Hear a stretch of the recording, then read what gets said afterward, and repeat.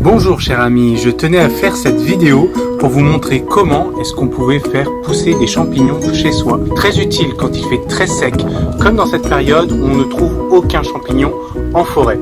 Bien entendu, c'est beaucoup plus marrant de se promener en forêt pour aller chercher des champignons, mais je vais vous montrer dans ce tuto simple et facile comment faire pousser des pleurotes chez soi dans sa cave.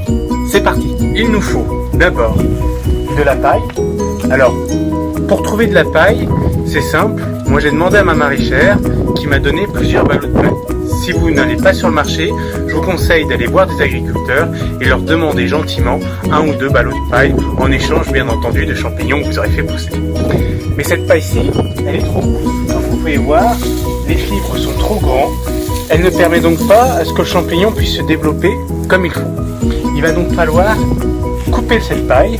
Pour ce faire, j'utilise moi tout simplement ma débroussailleuse. Je mets la paille dans un pot pour pouvoir la hacher en petits morceaux.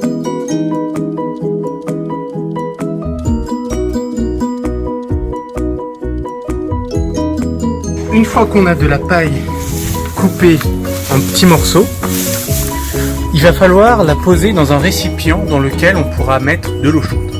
Pour ce faire, nous avons pris le choix d'une poubelle dans lequel nous avons disposé un vieux drap de manière à ce que ça garde la paille. Nous allons ensuite remplir le drap de paille finement hachée et il faudra bien le tasser pour remplir ce ballotin qu'ensuite on remplira d'eau chaude. C'est parti!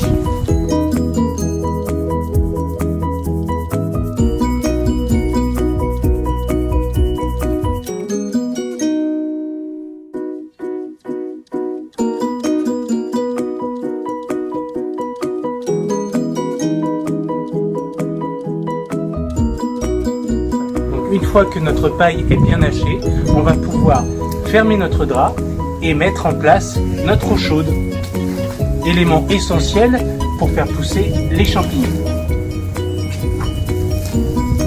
N'hésitez pas à mettre quelque chose de lourd, nous avons choisi de prendre une brille ou un parpaing à votre convenance.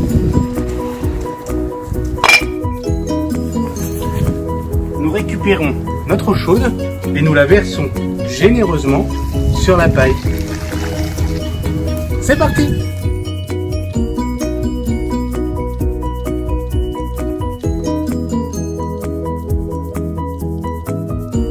On vient justement de remplir notre récipient avec de l'eau chaude.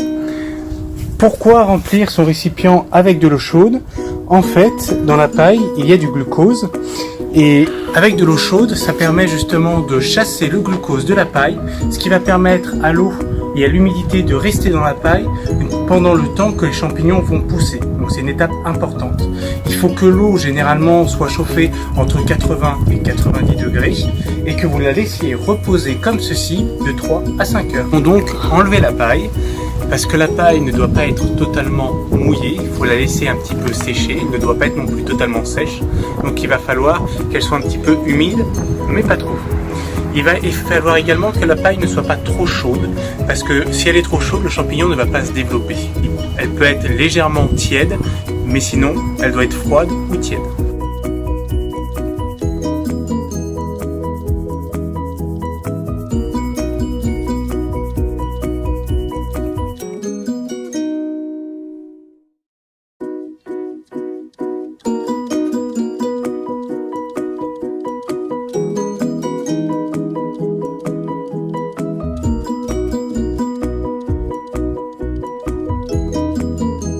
On va pouvoir maintenant laisser la paille égoutter et se refroidir un petit peu.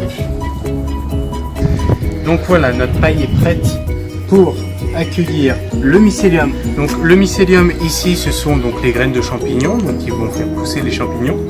Alors ce mycélium est préparé, on peut le trouver en seringue, mais celui-ci est préparé, il est beaucoup plus facile à utiliser. Vous pouvez le trouver sur des sites internet pour tout ou dans des boutiques de jardinage. C'est vrai qu'il est plus facile de le trouver sur des sites notamment d'Europe de l'Est, ça coûte moins cher. Alors on va remplir notre sac de paille et on va rajouter. Il est important de se laver les mains quand on va manipuler le mycélium. La paille doit être tassée.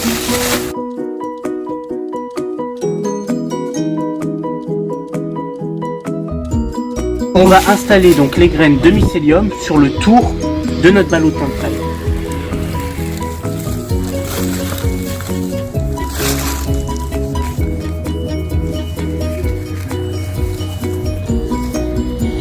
Et ensuite, on va le recouvrir de paille.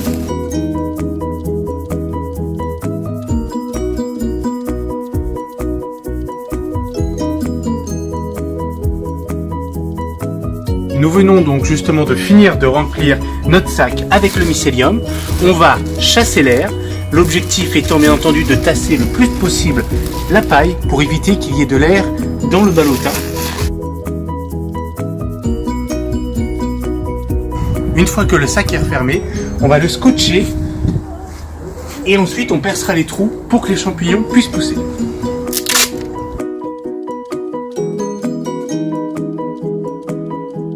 Le scotch permet de compresser le sac et éviter qu'il y ait trop d'air.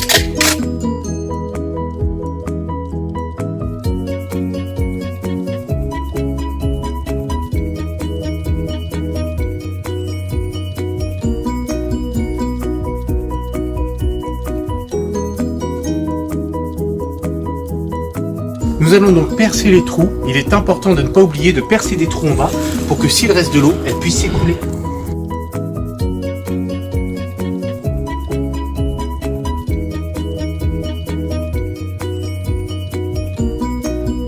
Voilà, maintenant vous pouvez déposer votre préparation à la cave. Une fois que vous avez pu déposer votre préparation à la cave, vous la laissez pendant près de 3 semaines. Il ne faut rien toucher. Vous verrez, au bout de 2 semaines, normalement, vous devrez commencer à voir sur votre sac, au niveau des trous, un peu une grande partie blanchâtre. C'est normal. Et 1 semaine ensuite, vous pourrez voir des pleurotes pousser, comme celle-ci.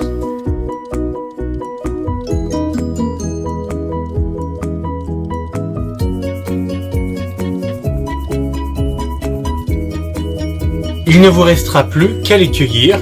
Pour les cueillir, surtout ne les coupez pas. Une simple manipulation de bas en haut suffira. Gauche-droite. Gauche-droite. Voilà, pour débloquer tout simplement vos précieuses pleurotes. Bon appétit!